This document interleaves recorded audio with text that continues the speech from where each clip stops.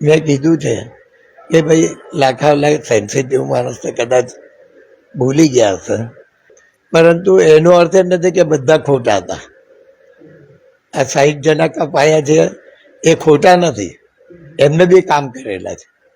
લાખાવલા એક સેન્સિટિવ માણસ છે, કદાચ એ ભૂલથી બોલી ગયા છે.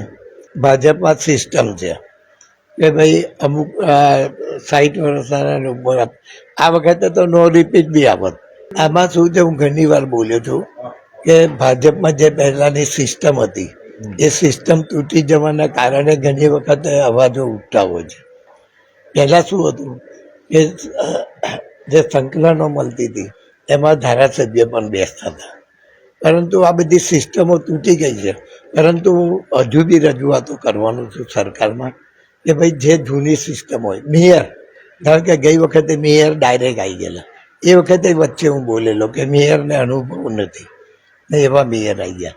એટલે મેયર જ્યારે ભૂતકાળમાં મેયર પદ કે એવી સ્ટેન્ડિંગ કમિટીના ચેરમેન બનતા હોય ત્યારે ધારાસભ્ય સાથે બેસીને સેન્સ લેતા હતા, અને સારો કોઈ હોય જે ઘડાયેલો હોય, જે બી 1-2 વાર ઇલેક્શન લડેલો હોય એવા લોકોને આપણે મૂકતા હતા